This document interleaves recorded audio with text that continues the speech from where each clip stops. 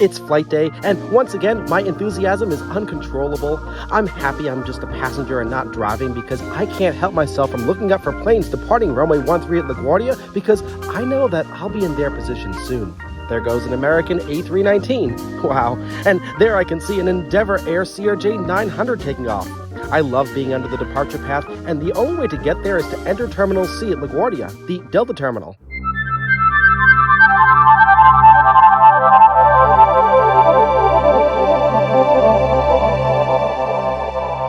It's time for another flight out of LaGuardia Airport. Come with me as I fly from LGA to PBI today.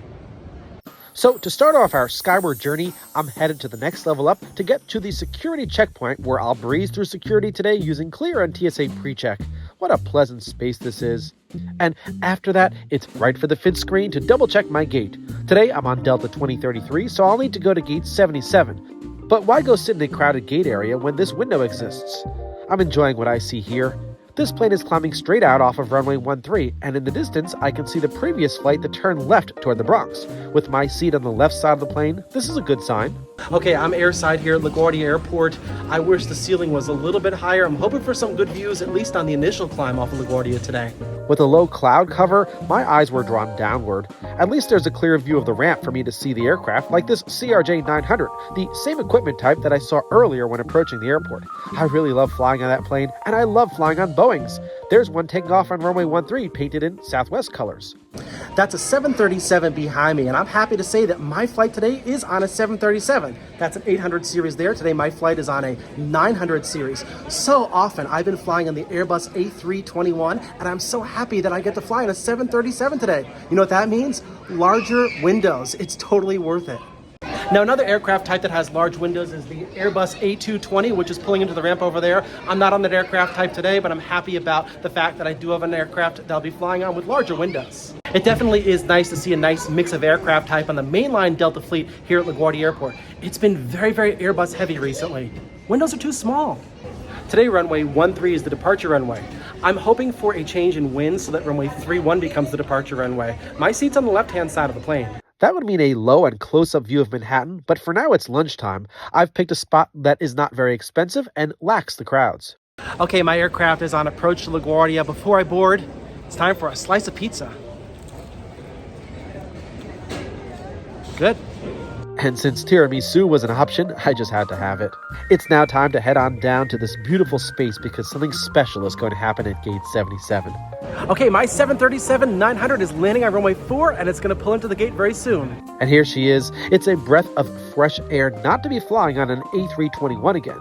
For me, it's often been an A321 after A321 here after LaGuardia, and a 737-900 is a welcome change for me at this airport.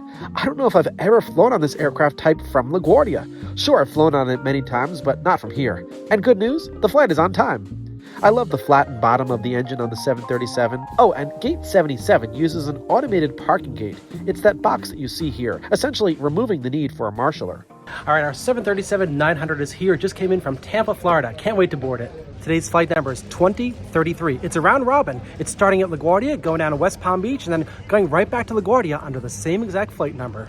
Okay, runway 13 is still the departure runway here at LaGuardia. I was anticipating runway 31 to be the departure runway, but right now the winds are calm. When runway 13 is the departure runway, things are a little bit more efficient at the airport because the intersection with runway 422 is very close to the beginning of the runway. Let's see what happens. Hopefully the winds increase and they switch to runway 31 as the departure runway. My seat is strategically on the left-hand side of the aircraft for the New York City views, and if we take off on runway 31, we'll be over Manhattan very, very quickly. If we take off on runway 13, it's going to take some time to make the turns around to get to Manhattan if we fly the Whitestone climb, and therefore I may miss Manhattan because the clouds are kind of low today. Preparations are being made to quickly turn around this plane so we can take off on runway 13 like this plane. Boarding is about to begin, so let's head down the Delta-branded jet bridge here at Terminal C. There's no doubt that the gates at this terminal are used exclusively for Delta Airlines. With a reduction in my medallion status from diamond to platinum because of spending thresholds that are just too high for me, a first-class upgrade was hard to come by, so I took a seat in the main cabin. A seat over the wing is ridiculous since you just can't see down, so I'm working my way to the back, avoiding this area with misaligned windows due to a door plug installed in an area that would normally be an exit door on planes with higher seating capacities. So I picked a seat in the back with a well-aligned window. And here's my view. I'm on the left side because it's optimal for takeoff from runway 13 or 31.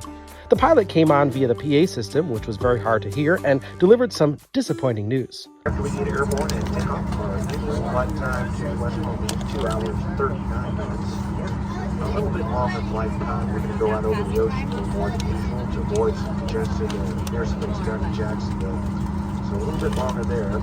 Did you hear that? He said the flight will be longer because we'll be going out over the ocean. This means our initial fix today will be ship.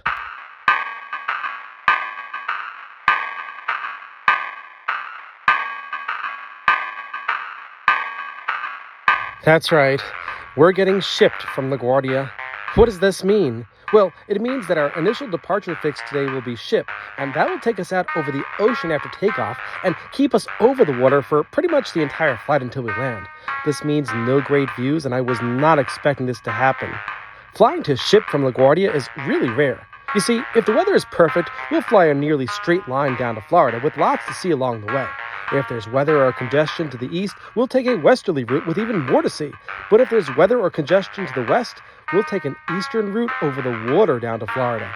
This does not provide good views at all. With this really disappointing knowledge, I prepared for the worst. A flight over the water after taking off with a rather low cloud cover. And runway 13 is going to be the departure runway. The winds will just not change to favor runway 31 as I thought they would. So after waiting for this airplane behind us to clear our space, the tug pushed us back from gate 77 with the assistance of 2 wing walkers. We're moving slowly on the ramp controlled by a Delta ramp controller. As we turned toward the taxiway system, I saw part of the original C terminal, which is just being refurbished instead of being rebuilt, and an A319 taking off on runway 13. Once the tug was removed, our Palm Beach-bound flight checked in with ground control for taxi instructions to runway 13. The view from this side of the plane is of the terminals, and it started with going around the west end of the C concourse, which was built in the 1990s. That was followed by the sprawling Terminal B. Because arriving flights were landing at runway 4, we had to taxi halfway down runway 4 on a parallel taxiway before crossing it to allow arrivals to vacate runway 4 near its end. This is a tight airport, and taxi routes that are not straight help make it an efficient operation. We're now holding short of runway 4 and taxiway Echo, and you can see a plane getting ready to touch down. However, we were not asked to cross runway 4 immediately after this plane landed. We had to wait for a second aircraft to land, and only once it passed directly in front of us did we get clearance to cross runway 4. As we crossed the runway, while seated on the left side, I'm always looking out for planes on final approach, and I can see landing lights of a plane on final, but there's plenty of room for us to get across the runway before that plane lands. On the other side of the plane, there's enough room for the tower controller to issue takeoff clearance to a plane on runway 13, which also crosses runway 4. Once on the western side of the airport, aircraft are positioned on 4 parallel taxiways depending on what their initial departure fix will be. Today, we'll be going to ship, and taxiway Double Delta, or DD, is being used for this ocean-bound flight today. A flight from LaGuardia to Palm Beach would normally be assigned white intersection, which would allow for a straight route down to Florida, but that is not happening today. The airspace is congested, and we must wait our turn before being properly released to get to ship. So from this side of the plane, I watched several other airplanes take off. So despite leaving the gate on time, we're experiencing an air traffic delay by holding on the ground. Moving the aircraft momentarily. Everybody should be seated with their seatbelts securely fastened. Thank you. 40 minutes past our scheduled departure time, ship can now accommodate us, and the ground controller had us switch to the tower controller frequency responsible for the runways, and we were told to line up and wait on the 7,000-foot-long runway 13. Takeoff clearance can only be issued when the intersection with runway 4 is clear and there are no airplanes on final approach. In this case, a United plane has just landed on runway 4 but went through the intersection with our runway 13, and there was no airplane on short final, so we're issued takeoff clearance. You'll see that United aircraft vacating runway 4 as we pass through the intersection of the 2 runways.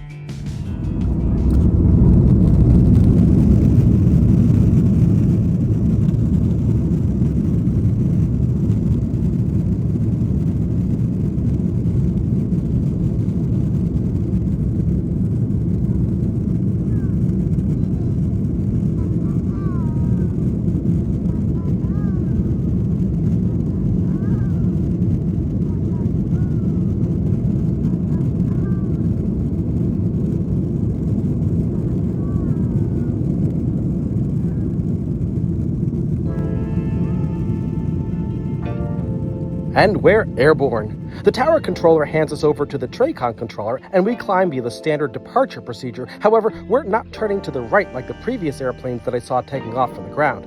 We're straight out, runway heading on what's known as the tennis departure. This means we fly runway heading around 134 degrees for a few miles, then turn left to 50 degrees to the northeast. This is really one of the less understandable climb outs because SHIPP'D is located over the Atlantic Ocean 30 miles southeast of JFK and south of Kismet Beach on Fire Island.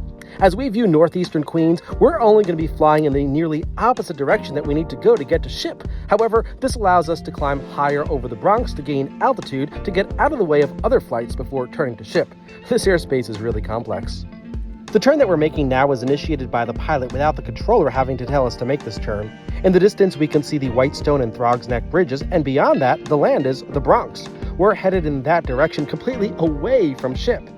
If you think logically, you'd expect us to eventually turn to the right and fly over Long Island to get to SHIPP'D, but that will not be the case at all. We're headed toward the Long Island Sound. Yes, that is the body of water that borders the north shore of Long Island, not the south shore. But we're using what seems like a waste of time to gain altitude and steer clear of flights to our right that are going to and from JFK Airport. Here over Queens, we're actually below flights going to JFK from the west, but we'll pass over JFK flights once we head out over the ocean. Here's a nice view of Long Island Sound, and our nose is pointed right to the middle of it. I'm taking full advantage of what I can see now because we're approaching the clouds, and there will absolutely not be any Manhattan view on this climb. And even more surprising about what's happening is happening right now. The controller is giving us a left-hand turn. The left-hand turn is completely in what seems to be the wrong direction because SHIPP'D is to the right, but this turn will not end up on a western heading. It's actually a U-turn that will eventually wind up with us heading south. The idea is for us to wind up on a heading of around 220 degrees or so and fly directly over LaGuardia Airport. Our turn will be completed while over the Bronx, and our nose should be pointed right toward LaGuardia. This at least gets us closer to the general direction that we need to fly in, which is to the southeast. Yes, this definitely adds more flight time, and this is combined with the ground delay that we already experienced, but this is the safest way around a city with many major airports that are very close to each other. This provides a really good view of City Island, a 1.5 mile long island of the Bronx connected to the mainland by a bridge. Beyond City Island is the mainland Bronx just past Eastchester Bay. This is going to be a very long left-hand turn as we're going to wind up in the opposite direction of the northeast heading that we were flying on before. Unfortunately, we're about to enter the clouds, and I'm not going to get to see the rest of the Bronx, and I won't see anything at all when we're over the airport. If I had a seat on the other side of the plane, I actually would have had a view of Manhattan, although that view would have been kind of unexpected, and I wasn't really prepared for flying to SHIPP'D today. In any case, there are clouds, so I can't see anything here. I generally rely on landmarks on the ground and the ability to see the wing dip when making turns, but that's really hard to do when you're in the clouds, so I'll explain what happened next. Once over LaGuardia Airport, we were issued another turn to the southeast, which pointed us toward SHIPP'D, and eventually the controller cleared us to fly directly to SHIPP'D, which is 30 miles southeast of JFK. Once past SHIPP'D, we proceeded on course via the prescribed high-altitude routes, which meant heading way out past SHIPP'D to the southeast before heading to the south.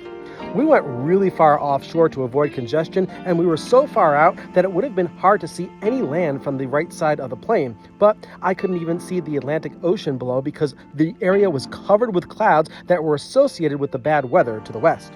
I'm so disappointed I'm over the water, and I'm even more disappointed I can't see. The weather was so bad I couldn't even spot other air traffic up here. I'm all shipped out.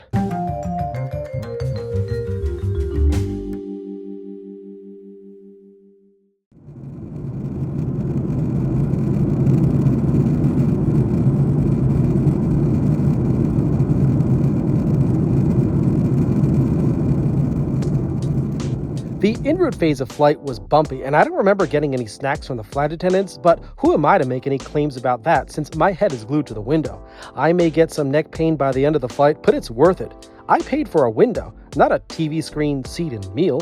The en route phase of flight had us making lots of turns around the oceanic airspace, making this flight even longer. It was an interesting ride. Other than some bumps, there wasn't too much to really report on from the high altitude, and before I knew it, we started on down to PBI via the standard terminal arrival routing.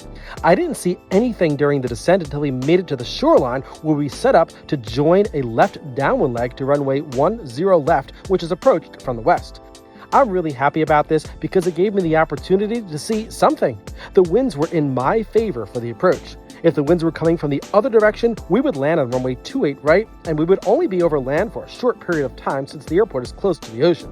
This approach allows me to see more as we pass the airport, turn around, and come in for a landing. After passing the barrier island and heading southeast to join the downwind leg, we turned right for the downwind leg to end up on a heading in the opposite direction that we'll be landing in, bringing us more and more inland as we descend further under the control of a Palm Beach Tracon approach controller. Downwind legs for this approach are many miles north of the airport, so the field is out there, but it's hard to see due to distance and some haze in the air. How far out we go depends on how many aircraft there are in front of us, either on the downwind leg, the base leg, final approach, or joining the final approach, flying straight in from the west. Being seated on the left side of the plane, I could see the final approach course from here, but I was unable to see any planes on it. I wanted to gauge how busy the airport was and try to determine how far out we'd go as we descend lower and lower to the approach intercept altitude. We've moved out to an area that's west of the metropolitan Palm Beach area. We can only be issued a turn to the left to the south when there's appropriate spacing between us and the traffic ahead so that our 737 does not get affected by wake turbulence from the previous plane. But the approach controllers for PBI Airport have a unique challenge. Even though there are 3 runways at PBI, in many instances only one of them, 10 left, is used for both arrivals and departures, and we're bound for that runway as an arrival. So if a plane needs to depart on runway 10 left, arrivals can't be spaced too close together because the tower controller at the airport won't have a large enough gap to squeeze in the departure between the arrivals, so the approach controller needs to ensure in many cases even more space between arrivals so departures can be squeezed out between them. The tower controller can only tell a plane that's ready to take off to enter the runway and wait once an arrival touches down, providing that there are no other aircraft on a close-in final approach. Once the arriving flight vacates the runway, the plane that entered the runway for takeoff can be issued takeoff clearance. Then the next plane can land. This process can be repeated over and over again during busy periods. We've come a good distance to the west, and approach control realizes that now is a safe time to turn us to the left to perform a left base leg, the final turn to the south before we complete our U-turn to the east toward the runway in a straight line. By the way, during the time of filming this, the west coast of Florida was experiencing some really bad weather cells, but the weather around the Palm Beach area was not bad despite the haze. With weather cells on approach and covering other Florida airports, some flights were not able to make it to their destinations and had to divert to other Florida airports, and PBI was one of them. We'll see a result of this once we land. In the meantime, we're heading south, awaiting turns to the left to be able to intercept the final approach course. We've gone as far west as Westlake. A car ride from here to the PBI airport would take around 30 minutes, but we'll be on the ground in just over 5 minutes. We've slowed down considerably to fit into the traffic pattern, but we're going a lot faster than the cars down there. The airport is off to our left, and beyond it is the Atlantic Ocean, but with this haze, it's tough to see. The next turn will bring us toward the airport, and it will actually be a series of left turns. The turns will start off with getting us to a good angle to intercept the final approach course, and then we'll be turning onto the final approach course for a straightened approach to runway 10 left. This is all accomplished with the help of the controller on the ground, who is making sure that we are approaching the airport at the correct angle. If we overshoot the extended center line, we'll have to correct by rejoining the approach course, essentially flying over it a second time. But that's not going to happen today. We'll just make left turns from now on, and they start right now.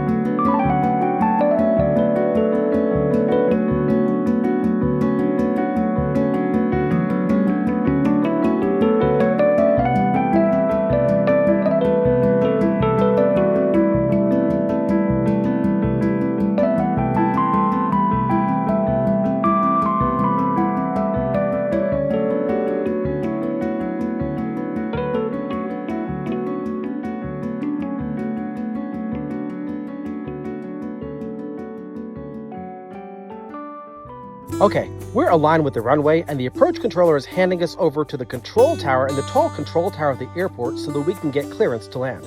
Remember that the runway that we're headed for, runway 10 left, can also be used as a departure runway, so the controller may not issue us landing clearance until we're closer into the airport if mixed operations on one runway are in use. We'll be on the ground soon in any case.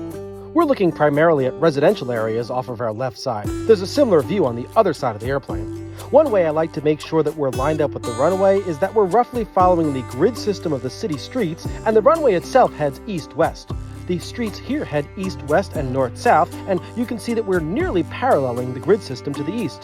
The runway at PBI is actually slightly offset from the grid system, but it's just by a few degrees, so it's not too hard to tell that we're moving in the right direction.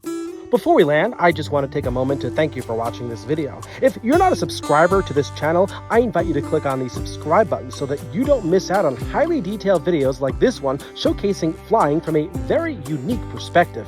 You can also support this channel by visiting Patreon at patreon.com/Peter Masella. And now I'd like to give a special shout out to Simon Weber for joining my Patreon. I've already taken many more flights and have many more videos coming up soon, so let's get interactive. As always, please leave your comments in the comments section below. I try to respond to them all. At this point, we are fully configured for landing. The gear is down and locked, our flaps are set, and we're at our final approach speed. Inside the cabin, all passengers are seated with their seatbelts on, tray tables up, and seats in the upright position. Passengers in A and F seats are looking out the window, and those in B, C, D, and E seats have to struggle to do so in this single-aisle Boeing 737-900ER. We just need to descend along the glide slope and aim for the touchdown zone for the runway. For planning purposes, once we reach a slow enough speed, we'll vacate the runway to the left, and it should be a rather short taxi to the terminal under the guidance of the Palm Beach ground controller. Right before we touch down, you'll notice a few airplanes next to the runway. One will be a United aircraft holding short of the runway at the very beginning, waiting for us to land so it can take off. You'll also see two other airlines, Spirit and Frontier, holding on another nearby taxiway. These planes are waiting for their wheels up time as they're incurring a slight delay due to ATC. On the other side of the runway, there's another taxiway only visible to passengers on the right side of the plane, but that taxiway also accommodates aircraft that are waiting to take off. Those airplanes will be private general aviation aircraft because their parking positions are on the other side of the runway at various FBOs, the airline terminals for private jets. We're all set for landing, we have the knowledge we need, so let's go ahead and join the ground.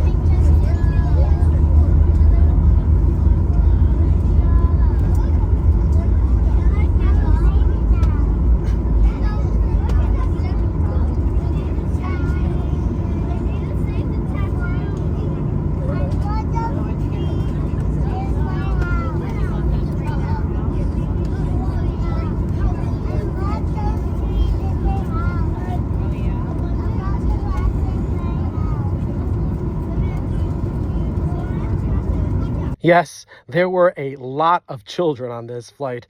I just hope they were all looking out the window so that they can develop a love of flying and become fond of the ability to go from New York to Florida in such a quick time. From here, we took a very quick path to the terminal where the flight came to an end at a Delta gate. All right, I'm on the ground here at PBI. Thanks so much for joining me on this 737-900. This is an interesting one. I'm at the PBI airport, and you can see behind me that the sign says Fort Myers. Delta does not offer service between PBI and Fort Myers. That's actually a recovery flight. That flight diverted here, and it's going to make up the next leg by going back to Fort Myers on a short flight. Interesting operation. We got very lucky today. We had no problems getting into PBI. The west coast of Florida is getting a lot of rain today, so there were issues there. We just got lucky on the East Coast. All right, I'm going to head on over to the baggage claim area here at the Palm Beach International Airport. All right, everybody, I'm going to end the video here. That's my 737 behind me. Thank you so much for watching this video. If you're not a subscriber to my channel, I invite you to click on the subscribe button, hit the bell button, and I'll be back with many more videos like this. Thanks, everybody.